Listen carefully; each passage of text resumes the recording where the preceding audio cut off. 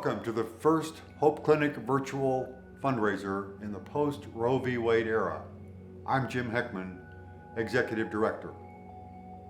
In Indiana and other states, new laws banning abortion in almost all circumstances are becoming a reality. And we pray that these new laws will save many, many lives. But we also know that new laws will not stop unplanned pregnancies from happening, and that these pregnancies will cause the same fear, despair, and doubt as they did before. Some of these women will continue to see terminating their pregnancy as their only viable option. So the new laws really won't change what the Hope Clinic is here for at all. Our mission is to be the first choice of anyone facing an unplanned pregnancy. Our vision is to make abortion unthinkable for all who come to us. Neither of those will change. But we face new challenges in achieving that mission and vision. You see, for all of our existence, time has been an ally.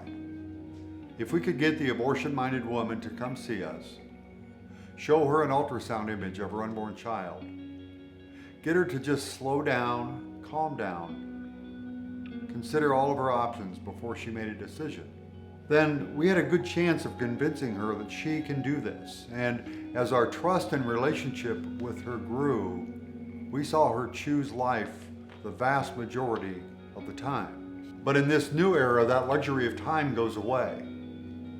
Because if she is truly abortion determined, then her only option, short of traveling to another state, is the abortion pill.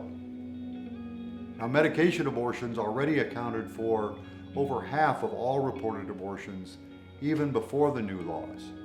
And yes, these are technically illegal under the new laws, but good luck enforcing that with the ease of access via the web. Now, even advocates of these medication abortions say that they are safe up to about 10 weeks into the pregnancy at the most. If you consider that often a woman may not even realize she is pregnant until she is 5 or 6 weeks along, then you see how very short of a window we have to reach her, convince her to come see us, calm her down, and get her to look at the other options. So reaching her early, reaching her even before she needs us, is going to become the key. And that means stepping up our outreach efforts even more. We will invest more in Google Ads and other social media advertising. Our messaging will become much more direct and to the point. We must combat all of the noise and misinformation that is out there. We need new messaging into schools, churches, and social service agencies so that young women know we are here, know what we can do for them, and see us as a community resource. We may have lost time as an ally, but information and truth remain on our side. Then, once we reach her, we must be available on her schedule. And we have to have the right kind of service and support offerings to make her consider us and hopefully have her make us her first choice. So we're looking at adding more nursing staff to create a 24/7 availability so that we can meet with her on any day, at most any time of the day. We're talking about offering a managed program of direct financial assistance, helping her with rent, utilities, a car payment while she gets back on her feet. Some studies indicate that as many as 2/3 of all abortion decisions are made because of financial insecurity. And we're talking about perhaps even opening a maternity home where she could live and learn during her pregnancy and for some time after the baby is born. None of these programs will be easy to implement, nor are they inexpensive. But we must consider all available options if we are to be true to our mission of being her first choice. There are no new laws that can make abortion unthinkable. That vision can be achieved only through changing hearts and minds. And that is what the Hope Clinic is here to do. And now the main feature of our event today, Jessa's heartbreaking yet inspiring story. May 12th, a day I will never forget. It had been less than 2 weeks since I graduated law school, and I just started my new job at a law firm. I was 23 years old. 2 pink lines, one terrified me. Breathe. That is what I told myself. My boyfriend of almost 3 years and I had discussed what we would do if this happened. When I asked him many times over the course of our relationship what would happen if I got pregnant, his answer was always simple. We'll get married. The goal was always marriage anyway, so a baby would just speed up that process. He was finishing his doctorate in psychology, and I had just barely graduated law school. The plan was, once he graduated, he would propose. The only thing was, we'd been fighting a lot over the last few months. He was distant, and I had just moved to a new city for work. The timing was not ideal, but I knew that I had to tell him. So, I picked up the phone and called. I told him we were going to be parents. Without skipping a beat, he said, "Get an abortion." An argument ensued. Most of the details I don't remember because of the heightened state of panic and fear that I had been experiencing. But there is one line that I will never forget. "If you keep this baby, I will become nothing but a child support check." The gist of the conversation was that I would be alone, that I would never see him again, and that I would be a single mom caring for this baby. Terrified, I called my mom. My mom appealed to my career-oriented self, telling me that there was no way that I could make it as a new attorney with an infant, that no firm would want me if they knew that I was pregnant, and that I wouldn't be able to handle the strain and stress of being a single mom while being a new attorney. Upset and panicked, I called my best friend. She had a son. I was in the hospital when he was born. We'd been best friends since middle school. Surely she would support me. I called, it rang, and she answered. She listened patiently as I told her what was happening. Her response? They were right. There's only one option. She offered to drive into town to drive me to the clinic, but I couldn't be a burden on her too, so I said no. I didn't have any other options. I would take myself. And so I did. The clinic was down a side street behind a strip mall. The building was small, and there were picketers and protesters lining the street. They were telling me that I was a horrible person as I exited my vehicle, yelling vulgar, angry things at me, holding signs telling me that I was going to hell. No one offered to help me. No one offered to give me resources to handle this pregnancy. They were just telling me what I already knew.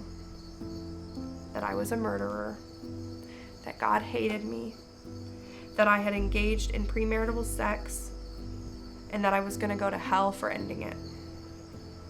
Once inside, I had a counseling session, which lasted less than 2 minutes. The doctor made sure that I was over 18 and that I wanted to have an abortion, and they made me see a tiny blob on an outdated ultrasound machine, which to me, as an untrained professional, looked nothing more than a tiny blob. And that was it. I went into another room, waited on the doctor. The doctor gave me a pill to take in the clinic and another pill to take 24 hours later. They told me that I would bleed a lot after I took the second pill, but not to worry. They told me not to tell anyone that I took these pills and to tell any doctors on follow-up that I had simply had a miscarriage. They told me I could call the clinic with any issues, but that bleeding was normal, expected, and that I would be okay. I was never informed of the risks or warning signs to look for. I had always been told that the abortion pill was simply like taking Plan B, that the fetus was not really a baby at this stage of pregnancy, simply a collection of cells, and taking the pill would cause an early miscarriage not much worse than a normal period. few days went by, and I bled a lot. A few more days went by, and I continued to bleed a lot. I called the clinic. They told me that it was normal and that I would be okay, just to wait a few more days. So I waited, and I kept bleeding. I called again. I was told that they didn't offer any care past the first week of taking the pills, but that I would be fine. That bleeding was a normal part of shedding the pregnancy. So I went to work. I carried on, and I tried to pretend that everything was normal, and I continued to bleed. A few more weeks went by, and I kept bleeding. I was bleeding so heavy that I had to lay in my bathtub because it hurt too much to sit on the toilet, and I was bleeding too heavy for regular pads. I called my mom. She told me that if I felt that bad, that I should probably go to the hospital. So I did. The doctors asked me what was going on. I told them what the clinic told me to say. I told them that I was having a miscarriage. They did an ultrasound, gave me fluids, and took blood to run my numbers. My hemoglobin, or the amount of blood in my body, was low. It was too low. The ultrasound indicated an unidentified mass, which was consistent with their thought that I was miscarrying. To them, I had some fetal matter left in my uterus, which needed to pass, but there was nothing to be concerned about. They admitted me for 3 days, gave me 2 pints of blood via blood transfusion. Meanwhile, my dad called my boss at my new law firm to tell him that I was in the hospital and that I would have to miss work for a few days. Without thinking, and in his own state of panic and grief for seeing his daughter in the condition that I was in, he told my employer that I had miscarried and that I would be out the rest of the week. I returned to work the following Monday. I was fired. My boss told me that getting pregnant at 23 out of wedlock showed him that I wasn't responsible enough to be a lawyer in his firm. In a span of a few weeks, I had lost my boyfriend of almost 3 years, my baby, and my job. Losing my job meant I couldn't afford the rent on my new house, so I lost that too. I was 23, I was still bleeding, I was single, I was unemployed, and I was homeless. I had to move in with my parents. As a 23-year-old, high-achieving professional, that was like one of the worst things that could have possibly happened to me at that time. I had no job, no money, and I was studying for the bar exam, but I was so weak and tired from blood loss and anemia that I couldn't concentrate. The bleeding wouldn't stop. At the hospital, they had given me Norco. Norco is a mixture of hydrocodone and Tylenol. It is a narcotic that's meant to treat pain. I was so sick. It had been a month and a half since I took those pills, and I was still bleeding. But every time I went to a doctor for help, they told me that it was normal and that I would be okay. But it wouldn't end. I wasn't a Christian at this point in my life, but I knew that if I was wrong and if God was real, that surely this was God punishing me for the choices that I had made. And that I just knew that he would continue to make me suffer until I died, like the baby of his that I had killed. I honestly don't remember the actual act, but I took all of my Norco. And my dad's. See, he had an injured neck and had been taking Norco for years. That night, I took approximately 100 pills. Each pill was 10 milligrams of hydrocodone and 325 milligrams of Tylenol. I should have died. Experts say a fatal dose of hydrocodone is approximately 90 milligrams. I took almost 1,000. And yet, I didn't die. I got sick. I got really, really sick. My mom found me the next morning puking green bile. She knew something was wrong and was screaming at me to tell her what I took. Thinking it was too late and I was gonna die anyway, but to give her a little bit of peace of mind and ease her suffering, I told her. She panicked, she called 911, and she saved my life. The ambulance came and took me to the emergency room. I was given medication in the ER. It was a cocktail of medications meant to combat the negative effects of large amounts of Tylenol on my organs. After a few hours, I was moved to ICU. I stayed in ICU for several days. During that time, I was seen by the OBGYN doctor on multiple occasions. Another ultrasound, another unidentified mass, another belief by a doctor that there was some small amount of fetal matter that hadn't passed during the miscarriage that would end up passing. Another healthcare professional telling me that my continued bleeding was normal and that I would be okay. For those who don't know, large doses of Tylenol can kill the liver. My blood results had come in, and despite being in the hospital for multiple days and taking the overdose cocktail meant to combat those large doses of Tylenol, my blood looked bad. It looked really, really bad. It looked like my liver was failing. The doctor came in to see me and told me that I'd likely need a liver transplant to survive. But because I had just tried to commit suicide, I might not get one. My life was forever changed. I would never have a normal again. I was inconsolable, but also yet kind of at peace.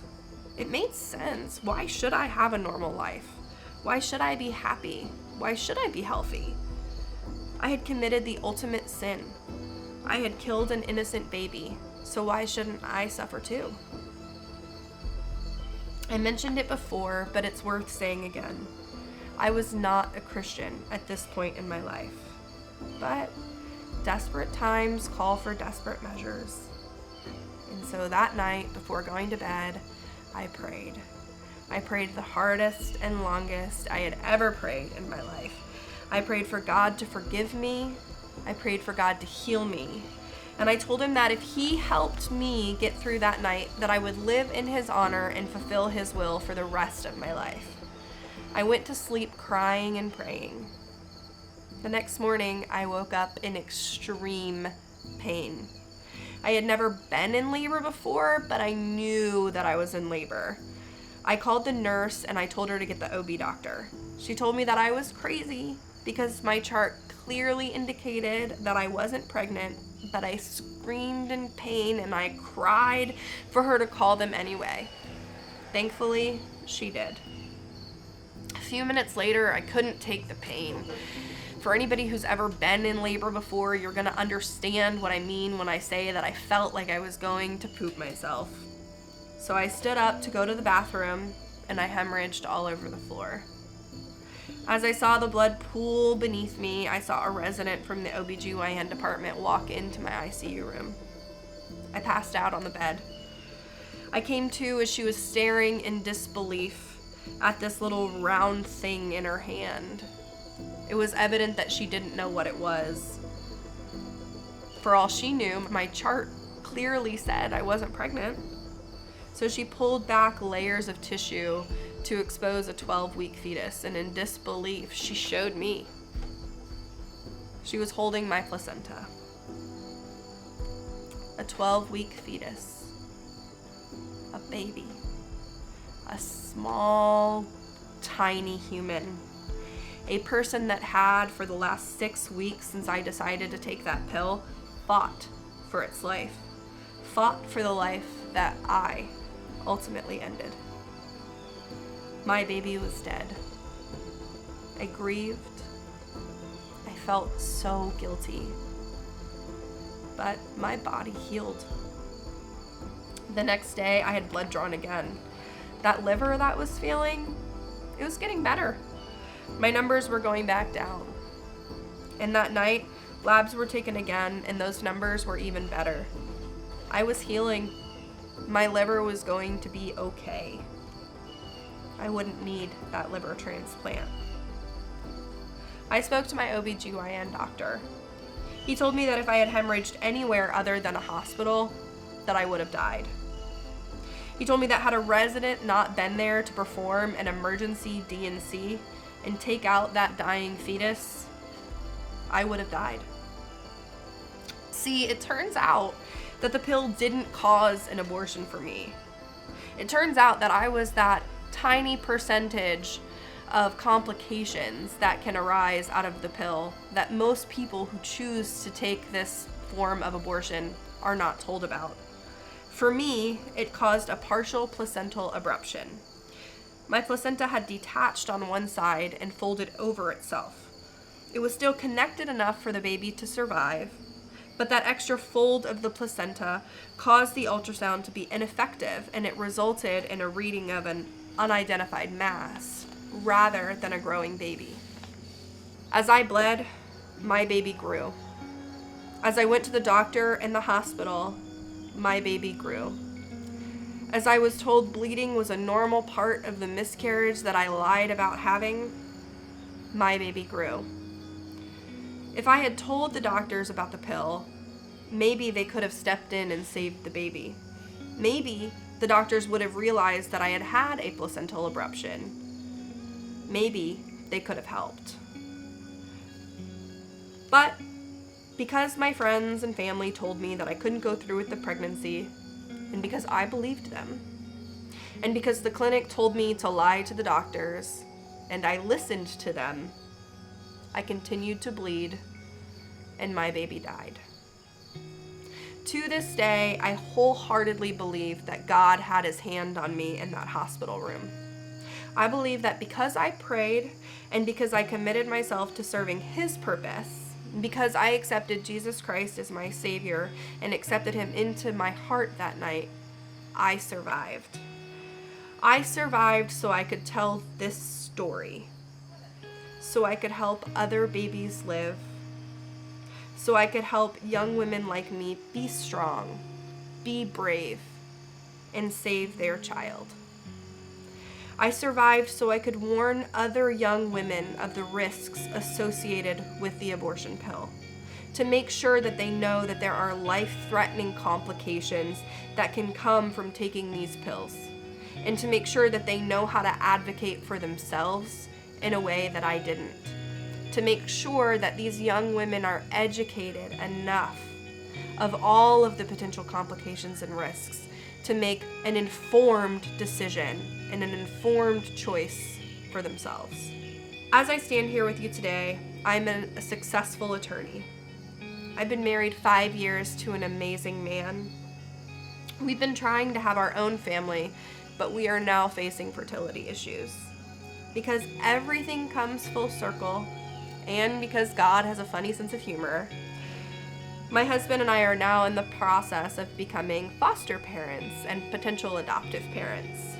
My hope is that there is another young, scared, pregnant woman out there who has someone tell her that she can do this, that she can give the gift of life, the gift of family, and she can carry that baby with her head held high. She can become a mother and raise her child, or she can make the ultimate sacrifice and show the greatest gesture of unconditional love that someone in those circumstances can, and give her baby life. Give her baby to someone like me and my husband, who can give that baby a wonderful family. See, the Hope Clinic is that voice for so many young women.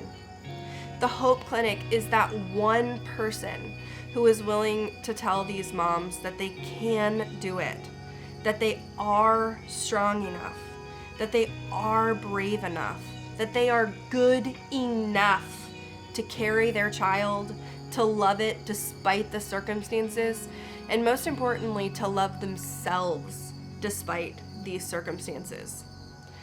But not only does the Hope Clinic tell these young women that they can do this, they help these young women do this. They help support the mother through the entire pregnancy and have programs in place to help support the growing family as that mother brings her child home and helps make sure that she has access to the educational resources into the material resources that she needs to be successful. Donations and support from people like you allow that to happen. I encourage you to pray on it. And if the Holy Spirit leads you to give, to support these moms and to support these babies, that you open your hearts and your pocketbooks to this wonderful cause. Because you can be that voice.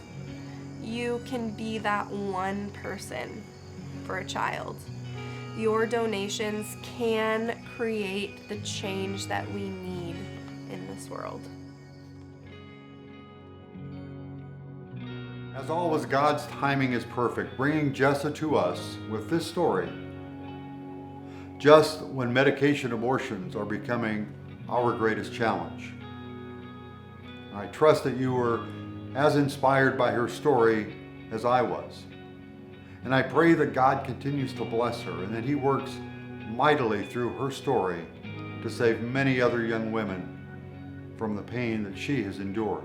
As you think about how much you can give in support of this fundraiser, please remember this from Jessa's testimony, that if just one person had come alongside her and said, "You can do this," she would likely not have chosen to terminate her pregnancy.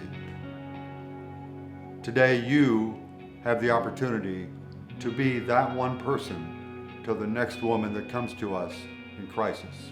As we close our time together, please note the names of the very generous businesses as they scroll on your screen.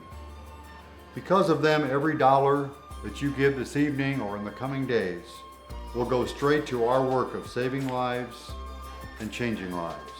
Thank you for spending some of your precious time with us.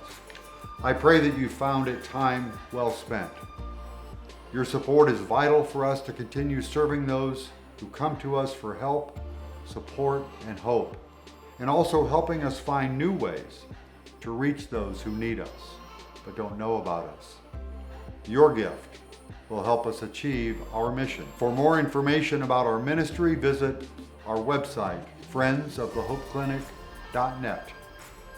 Thank you again for being here. God's blessings to each of you.